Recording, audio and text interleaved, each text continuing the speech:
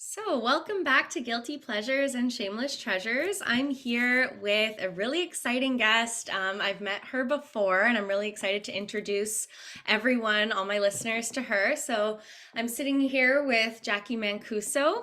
She is a spiritual problem solver, host of Aware 444U podcast, Reiki Master, astrologer, and probably so much more that I'm forgetting. So, welcome to the podcast, Jacqui. Thank you so much, Courtney. I'm happy to be here.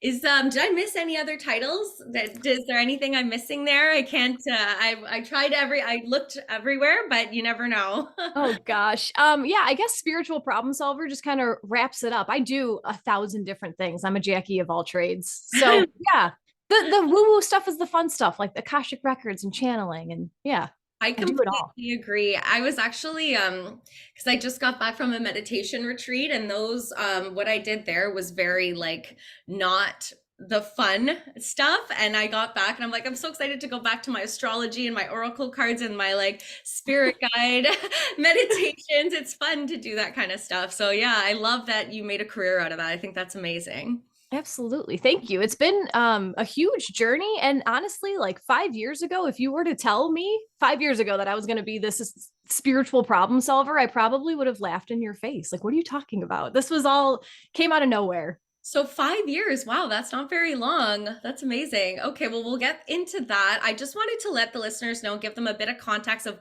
why you're here and how we connected. So I use a great app called Insight Timer. And I started watching Jacqui's lives. She does lives on there. She also has some really great recorded podcasts and an awesome course called Astrology 101.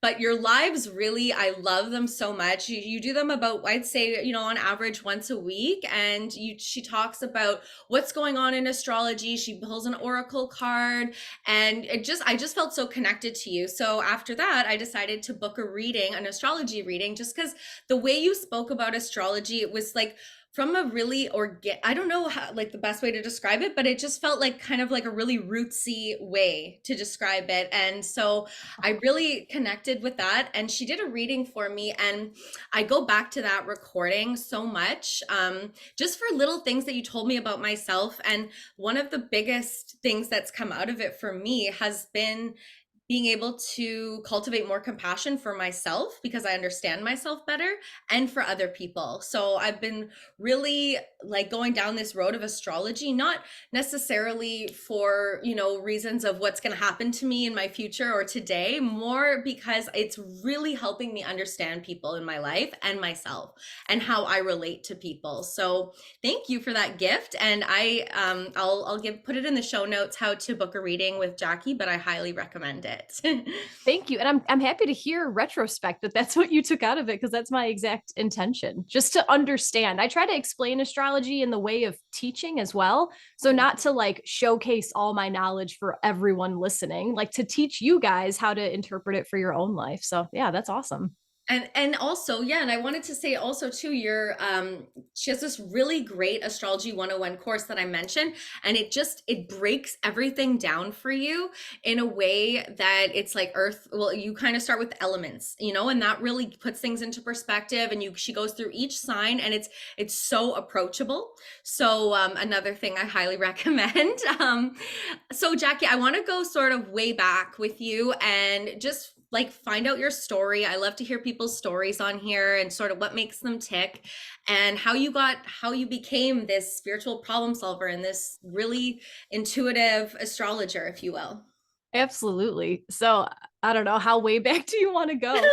Whatever feels right for you. Like, where do you think this came from inside of you? This where is it astrology based? I guess it's a little bit of everything, but yeah, how did this sort of come to be? Sure. So I guess all healers, I could speak for all healers right now, letting you know that we've all been through some nasty stuff. Like most really good healers have a pretty gross past, to put it that way. Because it's like your training camp. But you have to go through some nasty stuff to figure out how to heal yourself in order to heal others. So Yeah. yeah, not the greatest childhood, not trying to be like a negative Nancy here, but I'm the baby of 10 kids. Wow. dysfunctional family upbringing. But we were raised in the Catholic Church, and it just never resonated with me. My mom was all about it. And I just, that defiant, rebellious Jacqui was like, no, no, no. But it wasn't until maybe about 2012 is when my dad and I were eating at a restaurant randomly, and he was telling me that everything vibrates, everything has a frequency. And he's like, the table that we're sitting at, the atoms are moving, like everything, energy moves through everything. And that was the first time that I understood that you could believe in the trees. You didn't have to believe in God as a man in the sky. And that is what started to shift my interpretation of life. And around that same time, I happened to have a roommate who was into Reiki. He was into crystals. He was into muscle testing. And I always saw it as he has this skill that I had to like reach. Maybe one day I could do what he does. And at the same time, I was also working with a guy who loved astrology. So he and I would gossip about the boys that I had crushes on, and we would talk about whose sign was compatible with what. So that was all kind of in the background as I was working my way through college to become a PE teacher. So, like, the human body has always been interesting to me. I understand how the body works. And then when the world shut down, right, March of 2020, I just had all this time to research and figure out like why we're here, what's the meaning of life. And that's when this whole awakening for me happened. I was going through my Saturn return at that time as well. My Saturn falls. Say that again. I was just gonna ask if you were going through your Saturn return. Yeah, that's 100%. Yeah. My Saturn is in Aquarius in the 12th house of my chart. So it's all about self undoing. So that time for me, 2020 through 2022, was just like, let's throw out the entire old version of Jacqui. Like, forget that you're a teacher, forget that you're a people pleaser. Like, we're going to change the world. So it all just kind of like made too much sense for me to not follow it, is the best way to say it. And then when I started teaching on Insight Timer, I started teaching yoga. I wasn't even doing my astrology stuff or my oracle readings, but I found myself always teaching yoga on days that there were major transits in the sky. Like, it was always my fallback. And yeah, I've definitely done this in past lives. It just feels so intuitive. It feels like it's my language that I'm remembering right now. wow. Wow. So what gave you the courage to just like abandon the PE teacher and like what gave you that courage to make that leap and really do it? Like, or what was there like a day where you just woke up and said, today's the day, or was it small steps? I'm asking for advice, to be honest with you. I'd love to know. That's a really good question. And I'm glad that you asked, because I'm really good at like encouraging people, but I don't know where my own courage comes from. So let me reflect on that for a second. Take your The time. whole quitting the PE teacher thing, that was the rules that they were forcing us to follow at school that didn't jive with my personality. I'm not one who needs to be told how to do things. I know that I have a good intuition. I know that my role here is to care for everyone. And it wasn't in the way that the school system was telling me to care for everyone, if that makes sense. Absolutely. So, being a Taurus sun as well, like, I can withstand bullshit for a long time, but then once you reach the boiling point, I'm out. So it was kind of a knee jerk reaction. It was, we got an email saying that we would have to mandate our students to wear masks again the next upcoming school year. Being a PE teacher, like, I'm not about watching kids suffocate while they're playing sports. No. So we got the email. I had started my business like 3 weeks prior.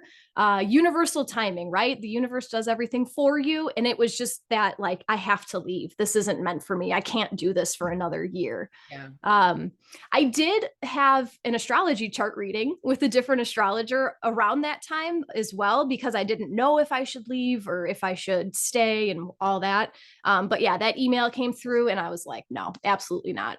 So I had to put my trust into the universe. And I did it recently again. I had a safety net part-time teaching job that I just left in the beginning of April. So yeah, doing it again. That's so awesome. I love that. So to bring it back to, so you're a Taurus sun, and then what, Do you mind if I ask like your rising and your moon sign and like so I can maybe try to understand how you are, how you work kind of thing? Yeah, Mhm. absolutely. No secrets here with me. Okay, good. Um, so I'm a Taurus sun. My moon is in Libra, Okay, cool. and I'm a rising Aquarius. Wow. Okay, so how do you I'm just learning this. I'm in astrology kindergarten right now. So, what would you like how does this affect your personality, you would say, these three things? And follow-up question since we're in Taurus season, happy birthday. Thank you. And how does the Taurus season affect you because you're a Taurus sun? I love that. I love all of those questions. So astrology, like all of our astrology charts kind of contradict each other at certain times. And that can be because like we're such multifaceted beings. I'm not the same version of myself 24/7. You go through your different chameleon vibes. Um, in like my soul, my sun is in Taurus. I'm a very simple person. Give me a lake and grass and some animals, and I'm happy. The Aquarius rising in me, that makes me want to just do things my own way, very unconventional. Like, don't tell me how to do it. I'm intelligent enough to figure it out for myself. I'm going to be that Uranian rebel. And then the Libra moon part of me, I just think I'm the most like comfortable, beautiful. If this sounds egotistical, so be it. But having Taurus and Libra in my big three, they're both ruled by Venus. I'm a very Venusian, nurturing, caring person. Love, love, love, love. My mom is a Aquarius, and my husband is a Libra, so I love both of those signs so much, Oh, especially Libra. It's such like, especially it being your moon sign. I feel like the coziness, you know. aw, thanks. I do. Yeah, it's what like my house, nothing in my house matches, but it all just feels good. It looks good. I love it. I love all the oils behind you too. I'm like, I wonder what she's. I'm always watching on your lives. Like, what does she got today? What's going on back behind her? You asked about how Taurus season impacts me as a Yes, Taurus. yes. And so I started saying that like we're all very multifaceted. So when the sun is in Taurus, it just makes me feel more grounded, more simple, basic, like tuning into my body, listening to my body's messages more than when it's in the other signs. So So yeah, it just brings all of us back to the necessities. totally. Would Taurus be like one of your favorite times of year, you would say? Because for me, Aries season is definitely my favorite time of year. It's my sun sign, but I think it could just because it's the beginning. It's like the beginning of the year, you know? But yeah, what's your favorite time of year? What's your favorite season That's if a we're good talking about question. archetypes? Yeah. Yeah, and it's hard for me to pick a favorite because I understand all of them so well. I understand the purpose of each season. I mean, I obviously love Taurus season because it's my birthday. Like, who doesn't like to be celebrated on their birthday? I don't know. Some people, some weirdos out there don't want their, but um, yeah, I've always been a summer person just because I love the heat. Yeah. But then you mentioned Aries season, like I love the new beginnings. I don't know. I love I everything know except that's a hard I one. don't know. That's kind of not a fair question. That's okay. Yeah, I don't know. All Um, of them. yeah. Okay, I wanted to ask you actually about Oracle cards because I just purchased my first deck recently and I love them, but I'm still like, just learning. So, how did you get involved into Oracle cards and what would be your advice for someone that's just starting or bought their first deck? I love it. I don't remember how I got into Oracle cards. They just fell in my lap. Um, Yeah, you definitely need to go in with a question. That's like my number one thing. Why are you pulling a card? Always have an intention. So you can just do a one card pull. Let's say like, what should I keep in mind while I'm recording this podcast with Courtney? cool. And then shuffle your deck. You can let one fall out. That's my favorite way of doing it. But sometimes, if you're just learning how to play with the cards and your hands aren't comfortable yet, like just split the deck and pick a card. There's no right or wrong way to do it, just whatever Okay. feels good. Awesome. And like if I'm trying to work on my intuition, to like connect to the right card or put my energy in the right place. So sometimes when on your lives I see that you throw up like three cards and we have to see which one we connect to the most. How do you sort of separate your intuition and the other voice that's kind of not the intuition that's telling you maybe to do this. Do you know what I'm Yeah, talking about? 100%. Yeah. I love this question. Your intuition is always the first thought that comes to mind, and that's the one that's always right. The one that we come in afterwards and we second guess and we overthink, fuck that voice. Yes. She's always wrong. Hey, okay, cool. Okay, so the first gut sort of feeling or what the first thought that comes is what you should sort of follow mainly. Absolutely. And sometimes it might not resonate at first. If you follow your gut, you might read the card and you're like, this means nothing. And Mhm. that's fine. Sit with that. And then maybe a week from now, something in your life will happen that brings you back to that card that was all intuition. Yeah, it's a whole process. Exactly. And I think also sometimes what I've noticed is it doesn't tell me what I want to like it might bring up the question that I want it that like it's not going to necessarily bring up the question that I go into it with. It's going to bring up what I maybe need to hear is what I've noticed a lot of, which is so Absolutely. cool. I think it's so fun. It can be more difficult to read for yourself because you're working with your own ego. You're working with your own like expectations. So maybe start pulling for other people to figure out how the messages can translate in a different way. And then you can bring it back to yourself. Okay, no, that's a really good point. I will. I'm forcing my boyfriend to do it a lot. He's really liking it actually. So, yeah, I'll keep doing that. That's awesome. I Thank pull you. cards, of course. I pull cards for my husband all the time, and he is a magical man. He just doesn't know it yet. But they're always spot on. It's helped us like when we're discussing arguments. I'll be like, wait, let's just pull some cards, and then it's always like the perfect messages about how to bring it together. They're wonderful. You can use them for everything. Gosh, I love that idea. That's so fun. Mhm. Oh, yes, we're doing that today. That's happening. Awesome. Okay, so I've got some. Oh no, okay. Well, I have a couple more questions and then we'll talk about maybe my chart a little bit so people can get like an idea of what it would be like to do a reading with you, just short. Sure. And then we'll go into some listener questions. We have some pretty fun listener questions. Awesome. Okay, so what would be some advice you would give to those that are just starting to dip their toes in the world of astrology? Like where would they start? Where should they start? Or, what would be the baby steps that you would give them?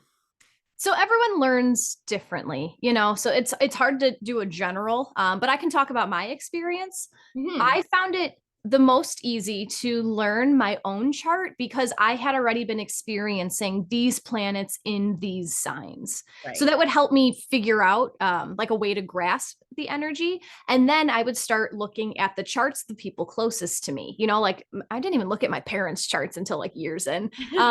It's always the dudes that I was dating that I would look at first. Yeah, been there. And it was easier for me to, yeah, just understand what it all meant because it had a personal meaning to it. Right. When it comes to, oh my gosh, there's so many opinions of astrology on social media, and you don't know if they're all right or if you can trust them all. Just go with what resonates because Yeah, everyone has a different opinion. Just go with what resonates, and you're not going to be wrong. totally. Yeah. So start with your chart. Do you think like what is a good website? Has a Cafe Astrology an okay one to start with if they want to do the Placidus, I think it's called, right? Yeah, yeah. Cafe Astrology, you can look up your birth chart there. And Cafe Astrology also has a lot of articles. So if you're a mental person and you like reading, go to Cafe Astrology. Okay. I use astro.com. Um, Astro.com. yeah, to get my chart. And then a lot of the stuff I've picked up just on random Pinterest pages. Yeah. Look up your chart and then go to Pinterest and type in like sun in the third house and then just see what it says. Sun in Taurus, see what it says. I love that. Yeah, And, Pinterest and is huge. our houses are really important, right? Like that's a big part of it. And so do you need your rising sign in order to know? Okay, okay. So Yeah, if you they need don't to know their know time, can they like, is there if another you way around that? there's no way like so if you don't know the time that you're born, you're just not able to know what house all the Okay, planets are in. okay. Um it sucks, there's a reason. Everything happens for a reason. You can, if you want to, call the hospital that you were born at and Oh, see if true. they have a record. That's a good idea. I like that. Always an option. It's on my birth certificate. It's on some. I'm not sure if it's everyone, but yeah, the time of birth will set up your rising sign, which sets up all the houses. But even if you don't have that, you can still get an idea of where the planets live and how they interact with each other. You can still get the aspects of the planets without the time. Awesome. Okay, cool. So what should we be aware of that's going on currently with astrology? I know that there was an eclipse. I know a Mhm. lot of people felt it in different ways. Mhm. So is there not the things that we should be aware of right now, but sort of what's going on? What are the vibes in the stars as we Sure. speak? That's a question that I could talk about for an hour and a half. So give me a time limit. What do we have? Like Yeah, 5 minutes? yeah, let's give it 5 minutes maybe. Okay. So we are like right now we're in the beginning of a giant shift. I don't know if you recall, I've been talking about this on Insight Timer for Yeah. some time, but all of the outer planets right now are in the process of shifting signs. They take a long time to move. So Saturn just entered Pisces. Yeah. It takes him 30 years to go around the whole Wow. zodiac. So that's one. Um, Pluto did enter Aquarius, but Yeah. he's going to retrograde back into Capricorn. However, this is just a huge, like, Pluto changes signs every 250-ish years. So that's happening. Next year in 2024, is it? 2024 is when Pluto fully moves into Aquarius. Wow. 2025 is when Neptune changes signs. Neptune is going to enter Aries. That happens, I don't know, every 180 something years. Wow. And in 2026, Uranus is going to change into Gemini.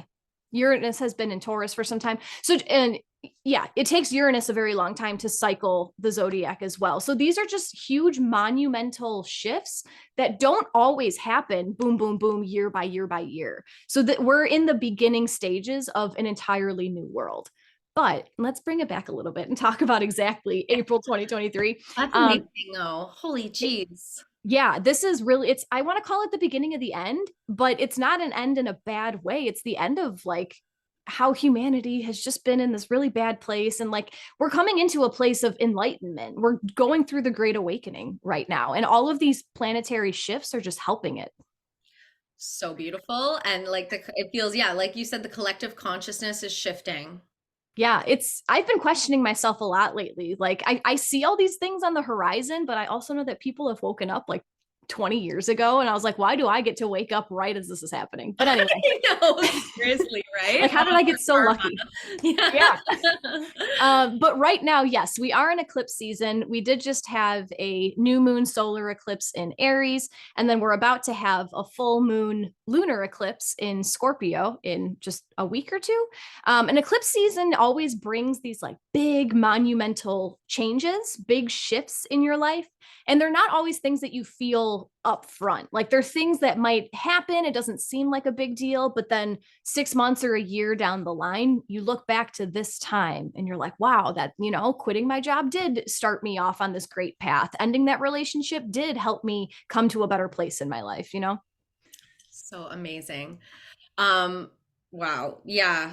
There's so much to, I've just like, okay, so with the three big planets shifting, Mhm. what are some like besides the collective consciousness evolving, what are some other themes that you are seeing? And it probably depends on where your planets lie, but what are some big themes that you with them shifting, Saturn shifting to Pisces, Neptune into Aries, and Uranus into Gemini? Yeah, it's all big endings and big beginnings because these Mm. planets all have to go through the last few degrees of the signs that they're in. So it's like they're wrapping up the themes of whatever sign that they're in right now. And within the next few years, it's just going to be a complete rebirth of these energies. So a lot of new, but new isn't always, good and exciting. It can be. It is for me because I'm, what's that word? Like, I don't know. You're accepting of whatever is coming, or I don't know. No, I'm trying to like make fun of myself and I just can't get the right word. Cynical? Is that the thing? Like Okay. like Yeah, I love the destruction. My ears ringing, so I think that's the word I was looking for.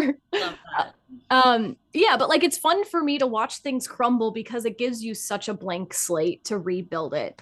But so Pluto just moved into Aquarius. that new beginning, well, Pluto is also the destroyer. Like my internet went down completely the day that that started. And like all of our Aquarius rules the internet and Yep. aviation and all that stuff. So Pluto can break down a whole bunch of that stuff in order to clear out what isn't working for the best of humanity.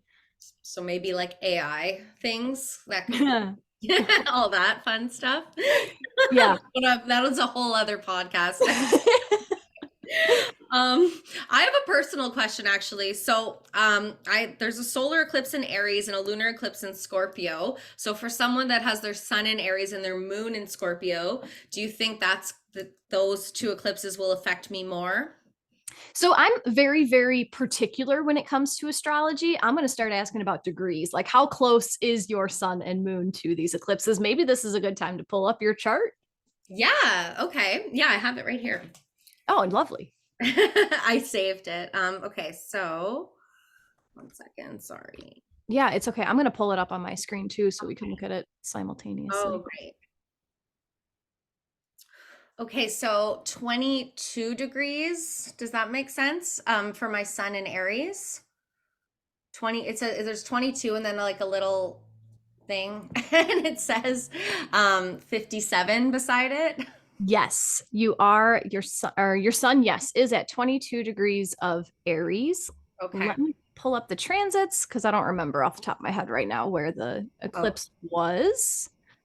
The eclipse happened at 29 degrees of Aries. So, yes, the solar eclipse happened 7 degrees away from your sun, which I would consider to be conjunct. So, yeah, a big new beginning in your true soul, wow. like the truest version of yourself. I wouldn't be surprised. I would maybe set a note to check in like October, November and Okay. just see if like you feel like a complete different person than you are, now a Wow. year ago. And where is this eclipse going to be in Scorpio? I feel like I'm at 25 degrees of Scorpio. I think like that's what it says my moon is. So I don't know if I'm that trying to, makes sense. it does make sense. I'm trying to think about where this eclipse is happening. I just haven't looked ahead yet. Scary eclipses. I'm like nervous for them this year. Why are you nervous? I don't know. I feel like I watched this thing about these witches in Romania and they were talking about how eclipses like cast a dark shadow over wherever they are and like I don't know. I just like have this negative thing about eclipses in my head. I don't know. That's fair. And I get it. That's I don't know, the whole social media thing. Yeah, Like I know. I I know. feel like people try to pump fear into all of us. Um Yeah, you're right. yeah, darkness doesn't need to be scary. Exactly. Exactly. Shine your light, shine your own personal light through the And, darkness. and remember the dawn. That's what I keep because I pulled the dawn card the day of the eclipse. And so that was Oh, interesting for me. I was like, there's always dawn after the darkness. That was something that resonated with me a lot. absolutely. I love that. Okay, so we're running out of time. So you know what? Let's just jump right into the listener questions. Does that sound good Beautiful. to you? Cool. Absolutely. Okay, so these are kind of really funny, and I don't expect you to have like a basic answer because you're not a basic person. But we'll just go with them. So the first one is if I'm dating someone and I get access to their chart, what planets or placements should I be most aware of? I loved this question. I my husband and I are complete opposite people. None of our planets align, but we're the same rising sign. And I feel like that is a really positive thing because then all of the houses are all ruled by the same planets. So I Oh, would look at how your rising signs connect because that's how okay. your personalities connect. But you can always look for, like, Venus will tell you the kind of person that you attract. So my Venus is in Gemini. I attract people who are chatty and mental and all that stuff. That's the kind of love that I'm looking for. But Okay, that's, so yeah, Venus and rising would be your main things. that's what I would say. Yeah. Yeah. Yeah. It depends, I could talk for 4 hours. Do you want an easy relationship or do you want a relationship that you're going to learn from? tension leads to growth. I have a very tension relationship with my husband, but we're better people for it. 100%. Yeah. And my husband and I, one thing is that he's a Pisces moon and I'm a Scorpio moon. So we both have really watery emotional moons. So Uh-huh. although we're the opposite of the zodiacs in our sun, we have really watery moons that we connect. So it depends. And it depends what your needs are, right? So yeah, Exactly. it's a fun question, but it's hard to answer it. Sure. Book a couples reading. Yeah, exactly. Yeah, book a couples reading with Jacqui. I love that. Which sign is most likely to be unfaithful in a relationship? So I heard by a lot that it's Cancer men, but I could be wrong. Like that's just like a thing going on the internet that Cancer men are like the most toxic. I love that. That's actually hilarious because my dad was a Cancer and I think he was the Oh. most faithful person ever. Oh. Um, yeah, I don't want to throw anyone under the bus, but I will say again, my Venus Gemini, like I've had a nasty past. Let me put it Okay. that way. My love is all over the place, can't make up her mind. Okay. Yeah, and then I don't know. I don't That want to makes throw anyone under the sense. bus. No, yeah. Venus and no, that makes sense. My brother's a Gemini, and like, yeah, I know what you mean. Yeah, for sure. Without throwing anyone under the bus, everyone. Okay. Does Mercury in retrograde always mean something negative? Absolutely not. It never means anything negative Yeah, unless you tell yourself that it's negative. It's just a exactly. time to slow down and double check things. Right. So, follow up question, would you recommend starting a new job during Mercury retrograde? Or again, it's sort of like it depends. It's all karmic, like Yeah. trust your intuition first. If it really feels like it's something you're meant to do right now, go for it, deal with the repercussions later. Don't always fall back on the mental version of astrology. It's if something starts, it's meant to start, it's fine. Exactly. Perfect. So yeah, so if you have this amazing job opportunity, don't turn it down because it's Mercury retrograde. Don't.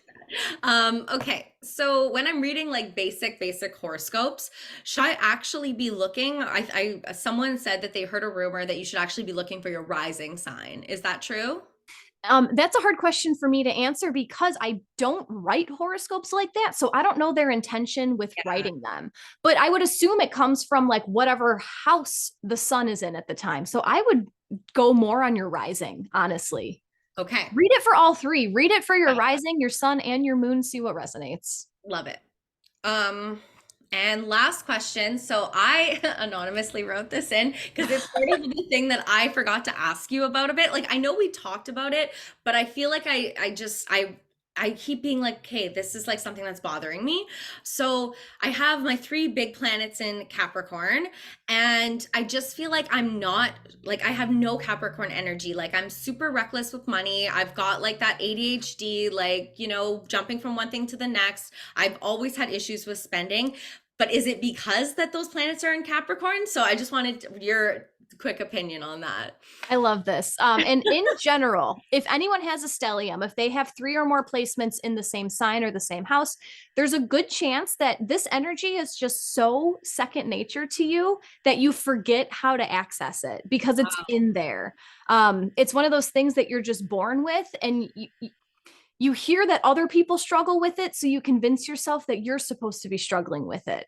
But it's so innate. You have that special ability. You know what I'm saying? And the Yeah. same thing can be applied if you have a grand trine in your chart. If you have three planets in the same element that are around the same degrees, it's just like so second nature to you. You have to consciously tap into it. You have to like remind yourself that you're good at those things. Wow. Okay. I love that. And you're so right. You're so right because I know I have it in me. Like when I've really wanted something, I've been able to save the money and be structured. It's Mhm. just that, yeah. And it also, it's, like my life and like things that I've gone through that have made it hard for me and whatever. But okay, I love that so much. And then, of course, other things in your chart that we can talk about one on one and blah, blah, Yeah, blah. yeah. Well, Jacqui, we're running out of time, so I will wrap it up now. But I highly recommend if anyone wants to know more, like we're really just skimming the tip of the iceberg here. So I will put in the show notes how to book a reading with you. But if anyone wants to find you anywhere, where should they go? Yeah, Insight Timer is the best. I'm there, 1, 2, 3 times a week, depending. But my YouTube channel is where I post all of those replays. So you can go back and like look for a time that something was going on crazy in your life, find my YouTube video then and see what's happening, all that. I So yeah, just search my name Awesome. on That's YouTube. perfect. So it's It's just Jacqui Mancuso on YouTube. Correct. Perfect. So I'll put all that in the show notes, but thank you so much for being here today. I just absolutely, this was such a fun conversation. I feel like we could go on for hours. So I'll definitely have to have you back on again soon. And yeah, thank you so much. I would love to come back. Thanks, Courtney.